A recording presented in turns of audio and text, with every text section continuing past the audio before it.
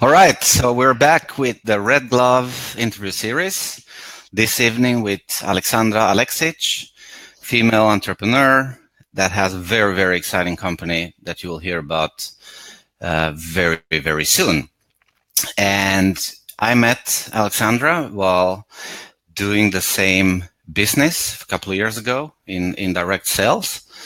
And then we kind of kept in touch, and I know you kept in touch with my wife too, and you've been visiting us, and we've been meeting and discussing, both from philosophical questions to even I think putting down tarot cards, right? And that's trying right. to see the future and the past, and so we had fun. And we met again a while ago, and you actually told me about a company that you have started that I think it's really, really great, and it's also hard work to do that, but we'll dive into that very, very soon. But I really like the concept behind it and your way of thinking. And I know you're a fighter, and I think a lot of people will benefit from listening to your story this evening. Let's hope so. Yeah. So let's dive straight into it. As you know, I always start with gratitude.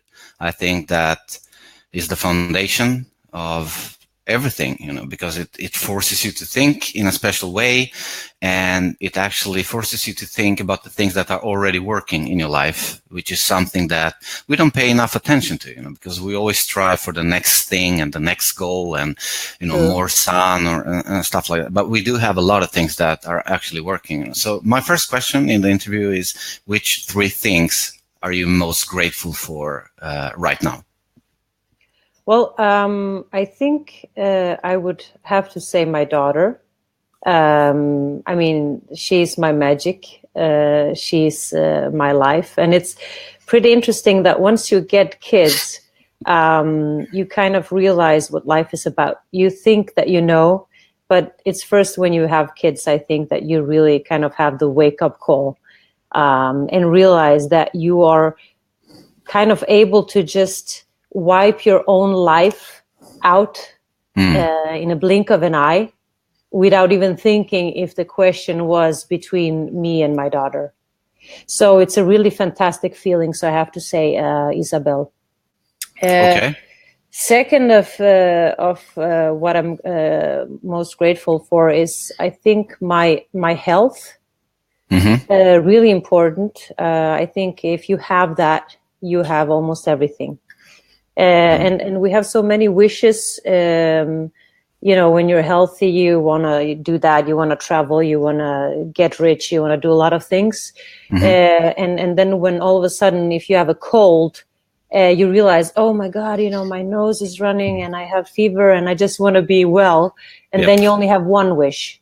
So the sick person only has one wish, and that is to get well. And, the other people, they have 100 wishes. So that's also something that I'm very grateful for. Then the third part is my family and my friends. Okay. Very, very important, has always been. But as I'm growing older now, it's becoming more and more essential for me. They are kind of my pillar. They're there for me when something is going wrong, when I'm happy, when I'm very sad, when I'm frustrated. So that's very important for me. So those 3 things. Okay. And then I would just like to say that actually feeling grateful is something that I have been kind of trying to work out in recent years, because when I was younger, it was kind of hard for me because I was always in the run, like you said. What's the next thing? What's the next catch? What am I going to do? So I never stopped up just to kind of realize what is important to me. But I've been practicing that as I'm growing older. So that's a good thing. That's great. And I mean, I think it's a good way to start even when you're younger. I just never knew the power of gratitude before, because I started to read personal development books when I was closing into 30, so before that it was just not in my head, and I haven't met anyone that told me that. So if you listen and you're younger, please start thinking on a consistent daily basis on the things that you're grateful for, because it becomes a habit after a while. Yeah, very important. Yeah. So I'm going to ask you a different question that is actually not on any script. And I've asked this question, to a couple of my closest friends. So the question is like this, as we grow older, this is what a lot of people say, that the real friends become fewer and fewer. Correct. So when I discussed this with my father, who you have met, Vasile, yes, he asked me like this. He said, Claudia, if your life is in danger, and I mean really, really in danger, and you are allowed to make one phone call to a friend, and knowing that if that person does not respond and act, obviously, on the cry of help from you, you will be dead. Who will you call, and how many persons like that do you have in your life right now? Yeah. How many do you have? So that's a question to me. That's a question to you. Okay. Because you talked about I thought your dad was... circle. Okay. No, the question is, do you have anyone like that, or do you have more than one? Yes. No, I do have friends like that, and I think they are 3 people, perhaps. Okay. That's a lot. Yeah. That's a lot. Yeah. But on the other hand, but on the other hand, I have a very narrow circle of friends that I really rely on, and of course it goes both ways, because it's supposed to. It's not supposed to be a one-way street. Yeah.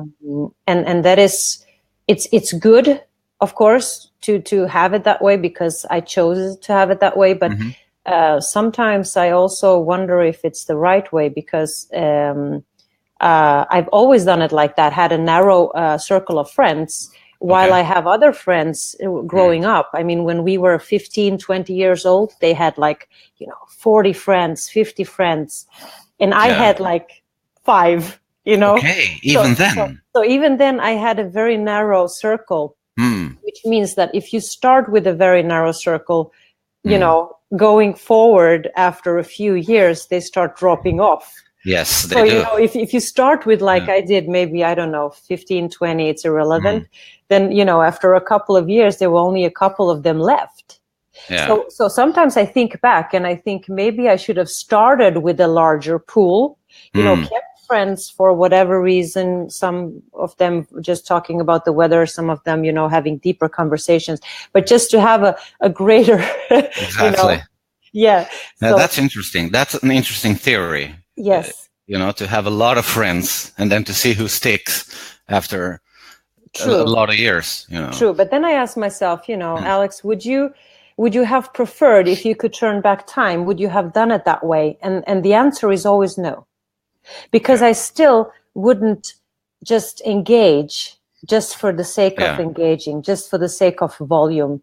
I even back then, I loved to engage because there was an essence. Because there was something valuable in the friendship that I had with the other person. Yeah. Yeah. So it could have been like, if we take traditional networking, right? I mean, as an entrepreneur, you're supposed to network a lot, especially in the beginning when you don't have a lot of contacts and you really, really need that contact in order to take the next step. And I don't know about you, but I mean, I've been networking quite a lot. I mean, meeting thousands and thousands of people, sitting on one-to-ones, having lunch, asking key questions, being immersed in each person, stuff like that. So a couple of years back, while being at an event in Copenhagen, I realized for the first time that I don't actually like it. And I actually hate it, So ever since, when I go to a networking event, I'm not into networking, because I would rather wait for things to happen spontaneously with an essence, substance, and flow, and then just connect with one person, but really, really well, that I want to connect with, than go around and talk to everyone. So what I'm trying to say is that maybe if you had a lot of friends, then you wouldn't have any friends right now, because you wouldn't have been concentrating on the substance and essence of the few, like you studied. Yeah. That's also an interesting perspective. Yeah. Yeah. All right. So if you would be asked, which you are asked right now, to share with our audience one superpower that you have. I mean, you have maybe more, but if you have, that one superpower that you think, hey, this is the most important asset that I have, personal asset for moving forward, doing what I'm doing, which is that superpower, and how did you get it, or when did you know that you had it? I must say that I am definitely sure that I was born with it. Mm-hmm. And the superpower that I have is that I'm a fighter. Mm-hmm. It's of course we all and go into hardships in our lives. We all kind of handle it in different ways.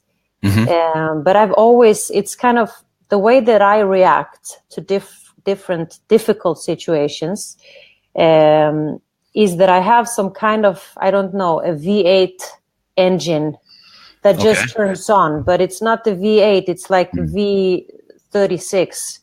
I don't know where the horsepower comes from, but it just, instead of, just laying down and saying, oh my God, this is harsh, I can never do this, it's impossible. It's like something happens. It's like a transformation. It's hard to explain.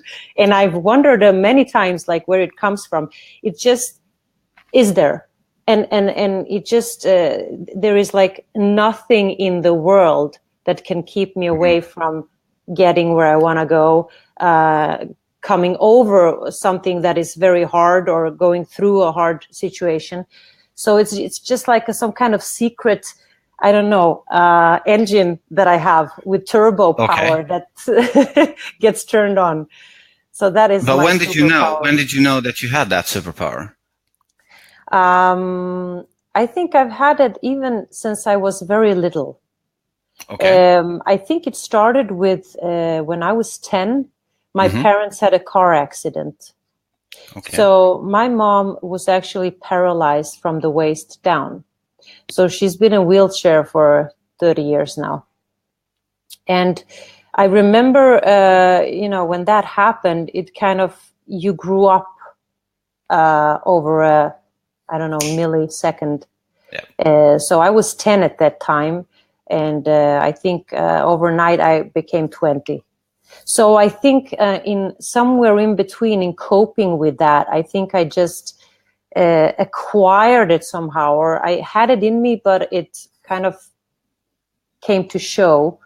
And I realized at that point of time that if I can kind of handle that with all what was going on and with all the responsibility you all of a sudden have to take because you're growing up during a second, then I thought there's nothing that I cannot do. So, and that is a very fantastic feeling to have, because I can always lean back into that when I get into a hardship or when I face something, I don't know, a tough, scary, whatever. So that is a really nice feeling actually to have. So you were called upon. What I hear is that you were called upon to step up and act. You were forced to do that very fast. And that is actually, quite common for, the superpowers to emerge when you're really, really pressed. And when there is no other possibility and options than, to take control. Now, I'm not saying everyone is doing that, because you actually don't know until it happens how you will react. But being at such an early age, I would say you were called upon to bring forward that superpower. So my question to you, if you maybe don't have that superpower, or I think everyone has it, we're programmed like that, but some people are taking it out more easy than others, and some people take it out later in life, like it could be 50 or 60 and just like totally turning around. But being an entrepreneur, and going through hardships and stuff like that, that is quite an important power to have. Yeah. The grit, the not giving up, even if you take a break, just breathe, continue. Just going on and on, yeah. Yeah. So what would you recommend for other people watching maybe that are in, in a startup phase, or they're stuck and don't have the energy, how would you, I mean, now you have it, I know, naturally, but what would you recommend in order to get more of that superpower into themselves? Because I think everyone has it, to take it out. How would you go about? I think it's something that you, at some point of time, if it doesn't happen automatically to you, that you get thrown into something that is very, scary or tough. I think you have to somewhat force yourself to end up in a situation like that, so that you can get the feeling that you can handle it and you can rely on yourself. So then the situation or, things happening to you won't be as scary. And you also get to trust yourself that you can actually ride through the storm. But I think unless you're, caught into it, just throw yourself into it and expose yourself into something very difficult. And then you will see, it's like someone throwing you into the pool. You're probably going to swim. Unless you definitely don't know how to swim, but that's not what I'm talking about. I'm talking about kind of like being scared as if you can, come over to the other side. Yeah. That's funny that you bring that up with the pool, because I actually got thrown into the pool when I was small. Okay. And I almost drowned, Oh no. Yeah. So, bad comparison. No, that was really good, because I couldn't swim that well and I got stressed. And, the trainer was like, come on, Claudio, come on. And I had the fighting spirit in me, but it didn't help because I couldn't swim. Oh my God. So I almost drowned, but someone saw me, another trainer, and saved me. And what I'm thinking, is that, hey, if you jump into it and you expose yourself, and maybe you communicate to the world around you that, hey, I'm going to go now. I don't know what's going to happen, but, I really need to do this. Then you will get some help along the way if people know what kind of situation. So even if you don't have the fighting spirit from the beginning, that you can do it all alone, maybe you can get some help because people know that you're exposing yourself to something that will benefit you later. So that, definitely. Yeah. Interesting. Yeah. So what are you doing, Alexandra, right now, and how did you get into it? You want to tell us a little bit about your company? Well, yeah, sure. I mean, I've been in the corporate world for quite some years now, close to 20. So I think putting one thing together with another, you can figure out how old I'm. I'm not going to say it though; it's a secret. But anyways, so I've been in that world, which is super, super interesting.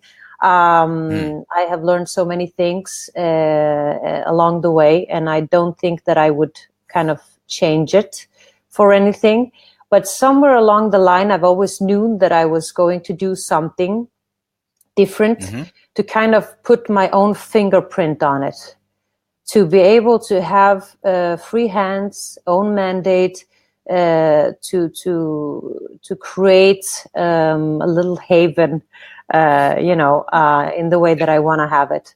So somewhere along the way, I figured that there is a market for basewear for women and men, because today there is, like, if you want to buy something that is basewear, you go to one store, it fits in one way, it's one kind of quality.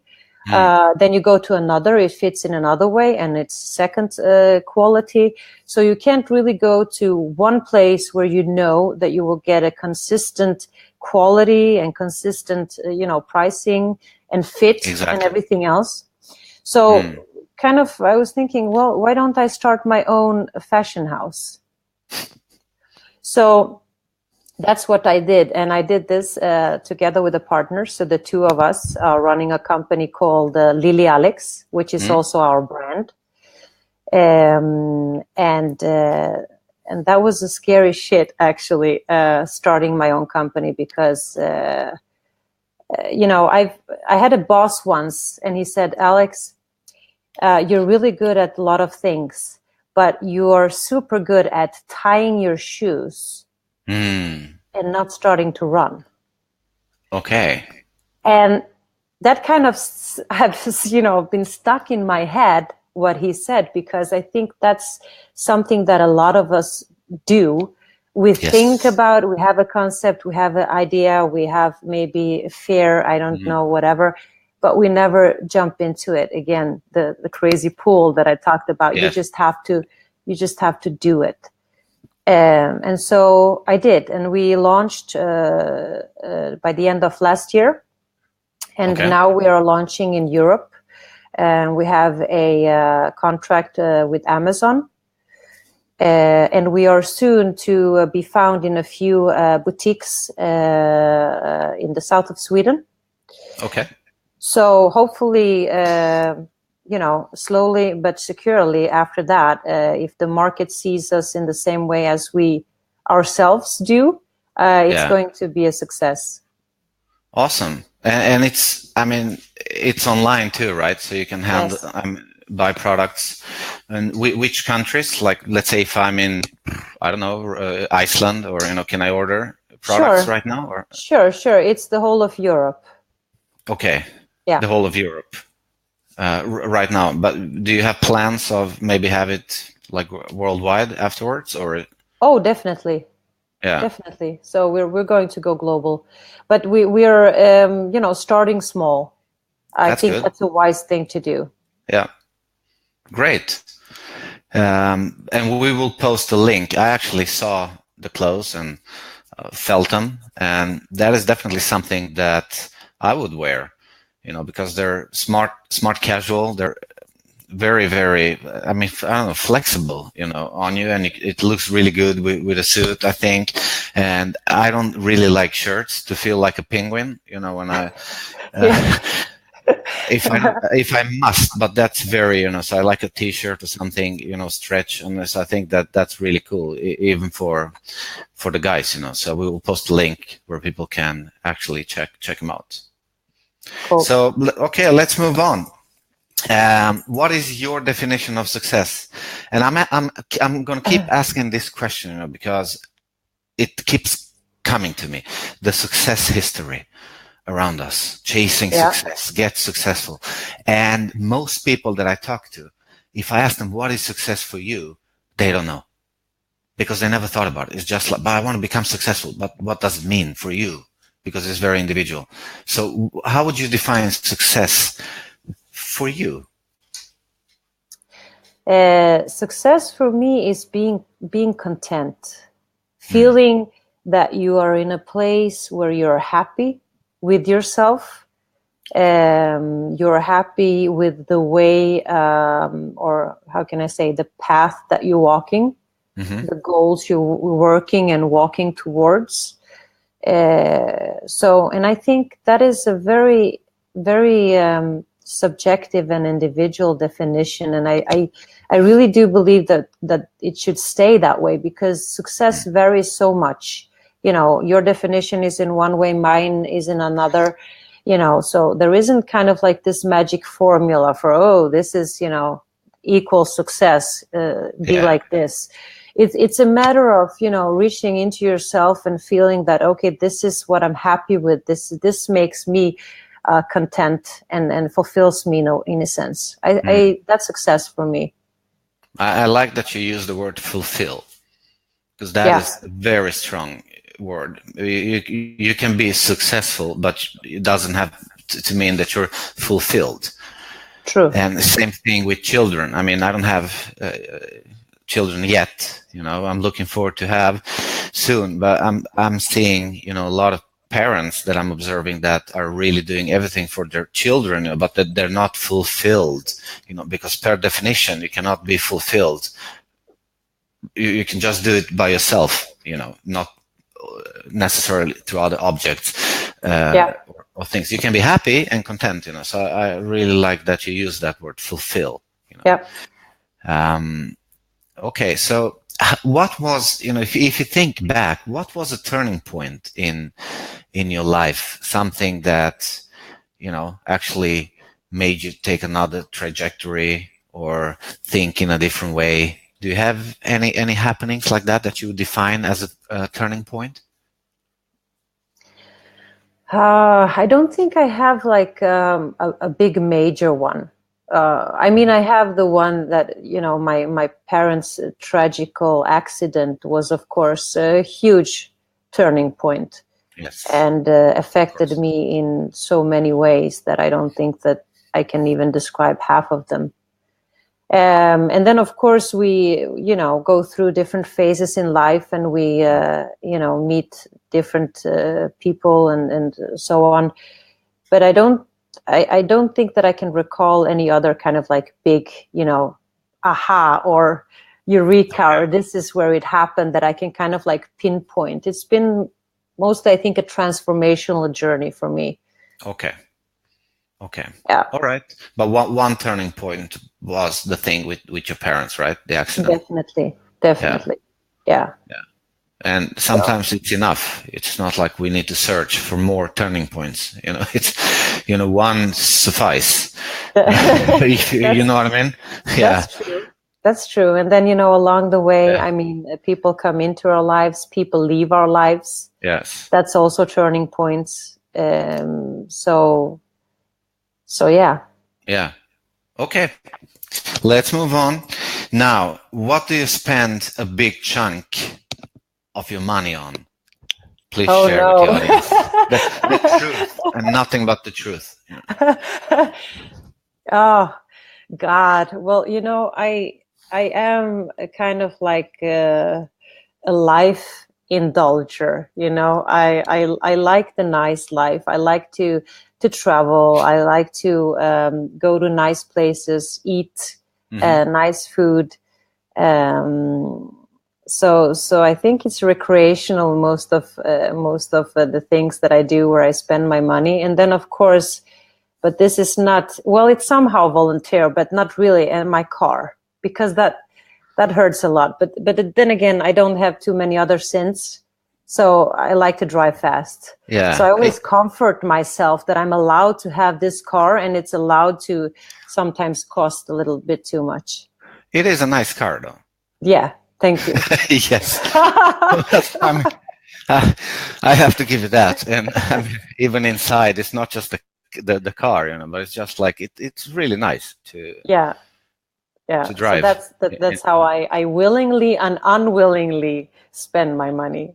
So can I say, if I'm to summarize, that, you know, you spend a big chunk on your money on things that actually make you happy and content, make you feel good, and that in its turn, you know, actually, because if you're happy and content, then, you know, you can do more things, you know, you can have more energy, you can be more focused and stuff like that. So. Yeah, I think people, I mean, we all should strive for, you know, experiences. Because by the end of the day, when we get really, really old, that is what we will have with us. And that is what we will be able to look back to. So, you know, of course, we buy nice things. I mean, you know, like the car is a thing, but the car is also an experience, because I get to drive, you know, 250 kilometers an hour sometimes. Not on the public roads, though. So you guys know, I'm all, that's on a track. So, that's good. So you know, I think it's about getting those experiences, and because that's living a rich life.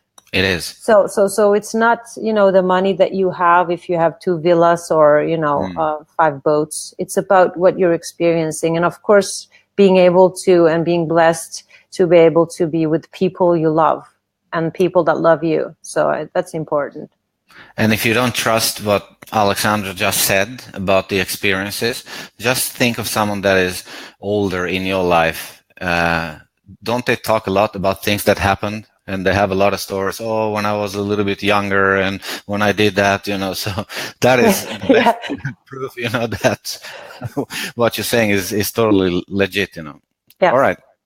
So do you have any, let's say, books that have influenced you, or maybe one book that you like to recommend the audience? Oh, I do. Yeah, okay. I do. I'm reading a book right now, and it's this book. It's a man by the name of Petter Stordalen, and the book is called My Secret. And it's it's a fantastic story, because this guy, for you who don't know, Peter is really fantastic, because he started with nothing, and he built an more or less empire himself. So he now today owns a lot of hotels, and amongst other things, of course. And there is at a point of time in his life, he was selling strawberries. And so he told his dad, because it wasn't going too well. The other guys around him were selling twice as much. So he asked, or not asked, but he told his dad, Dad, I have the worst strawberries. I can't compete with the other guys. I can't really sell as much. And then his dad looked at him and he said, well, Peter, you have to sell them, because those are the only ones you have. Yes. And I think exactly. That's very amazing, first of all, phrase, and second of all, actually understanding that you have to deal with the cards that have been played, and not kind of try to find excuses, but use what you have and do it as well as you can, because that's what you can do. And so if that's not enough, then you've done what you can, and you've done your best. So I think there's a lot of interesting stories in this book, and I would really highly recommend for people to read it. It's a great book. And I mean, a great guy. Yeah, you've read it. Yeah, I've read it. Yeah, so yeah. It's awesome. And cool. He actually has a contest, called the Strawberry something in Stockholm, where he hands out millions to entrepreneurs that have the best idea. So he has it every year. Wow, cool! I didn't know that. It's called Strawberry, something like that. Okay, so that's a great book. Thank you for that. All right, so let's summarize everything with the last question. That is, if you had the opportunity to leave one message to the world, one message that you would like everyone to see, even after you're gone. On a giant billboard, or I don't know, into the future through artificial intelligence going to everyone's brains. We don't know, but one message. What would that message be? Are you ready? I am ready. It would say no regrets. No regrets. Yeah. That's great. Yeah. That's how I try to live my life, actually. And that's awesome. what I want to be said about me once I've gone. So I would like to have that on my tomb. Wow. That's strong. Two words, but really, really strong. Yeah. Because they encompass so much. And it's so hard, to do that. I mean, to not have regrets, especially when, you become older and stuff. So I think that's really great, because it forces you to do a lot of things now rather than later. Exactly. All right, thank you. Let's have some questions. We're going to turn on the question button here. If you have any questions to Alexandra, please hit us. We'll try to answer. If not, how would people go about if they want to connect with you outside, Facebook, maybe Instagram or email or your website or? Yeah. I mean, that works. We have an Instagram. It's LiliAlex, and then it's _fashion. Okay. So you can follow us there if you would like to. And then, of course, we have our website, which is lilialex.se. Lily, it's with one L, right? Yeah, it's one L and one I, and then Alex in one word. Yeah. We'll post that. I will post that in the comments field afterwards too, just to make sure that everyone gets it. So, let's see here. If we don't have any questions right now, then I have to thank you for a great interview. And I want to say I wish you luck, but I think you create your own luck. So just keep on doing what you're doing, and it's going to be really exciting to follow the progress. Thank you very much, Claudio, and thanks for having me. No regrets. Okay, take care. Thanks. Bye-bye. Bye. Bye.